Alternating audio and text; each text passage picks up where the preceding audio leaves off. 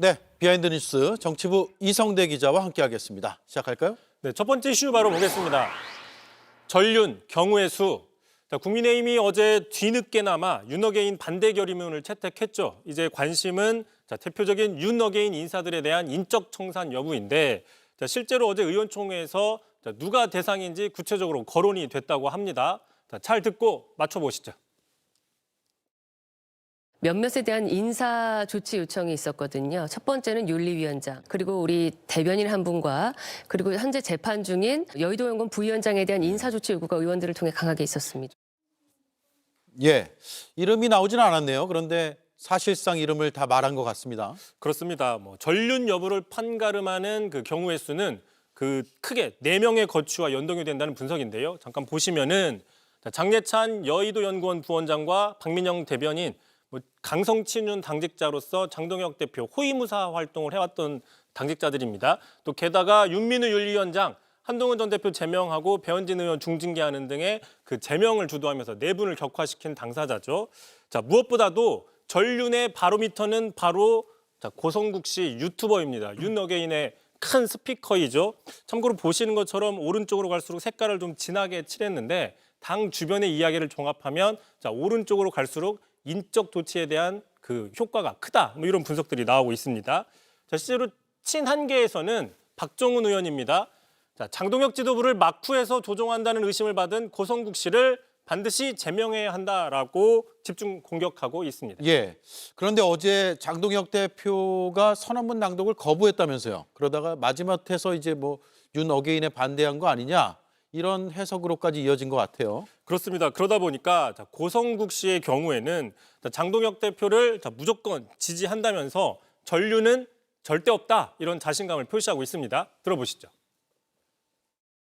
결의문을 직접 낭독하라는 일부 의원들의 겁박에 굴하지 않고 거부했습니다. 이 얘기를 듣겠지만 내가 니거들 하는 대로 움직이는 꼭두각시 아니다. 장례찬 부원장도 전륜을 핑계로 장동혁 대표의 손발을 자르려고 그리고 당을 접수하겠다는 탐욕이 아니냐 이렇게 반격을 하고 있습니다. 예, 말보다 실천을 해야 될 텐데 국민의힘이 어느 정도까지 전륜할지 경우의 수가 복잡한 상황이다 이런 분석이네요. 그렇습니다. 그러다 보니까 보신 것처럼 숫자는 얼마 되지 않지만 과연 몇 명이나 인사 조치를 할 수 있느냐 벌써부터 회의론이 나오고 있고요. 벌써부터 이제 온라인상에서는 마치 우리나라 한국 야구가 WBC 8강에 진출하는 그 복잡한 경우의 수보다 국민의힘 전륜 경우의 수가 더 복잡하다 이런 지적들도 나오고 있습니다. 게다가 기존에 있는 4명을 쳐내는 것을 떠나서 또 새로 들어오려는 윤어게인은 어떻게 조치해야 될지 이것도 문제가 되고 있는데요. 지금 윤석열 전 대통령의 변호인이었던 윤갑근 변호사가 충북지사 공천 신청을 했습니다. 이미 윤 전 대통령으로부터 나와서 싸워 이기라라는 응원을 받았다고 알려져 있었죠. 민주당에서는 윤갑근부터 제명하라 이렇게 또 요구하고 있습니다. 네, 다음 이슈는요. 두 번째 이슈 보겠습니다. 조국과 한동훈의 경우 정치권의 대표적인 적대적 관계인 조국 대표와 한동훈 전 대표가 연이틀 난타전을 벌였는데 먼저 잠깐 보시면 조국 대표가 한동훈 전 대표가 최근에 이런 얘기를 했었죠. 윤석열 개헌만 안 했으면 코스피가 5천, 6천 갔을 것이라고 얘기를 했는데 그 발언에 대해서 보수 성향의 언론도 비판을 했다면서 윤석열은 조선일보를 보고 한동훈은 동아일보를 봐야 한다라고 비판을 한 겁니다. 그러자 곧바로 한동훈 전 대표가 조국 씨 이렇게 아첨한다고 해서 민주당이 조국 씨를 위해서 군산에 무공천을 하지는 않을 것이다 맞대응을 했고요. 예. 어제도 이미 비슷한 이야기로 1라운드를 벌였습니다. 들어보시죠. 군산에서 쉽게 당선되게 할 수 있어서 그쪽으로 나올 테니까 무공천에달라 매달리는 것 아닌가요? 좀 비겁하고 찌질하지 않나요?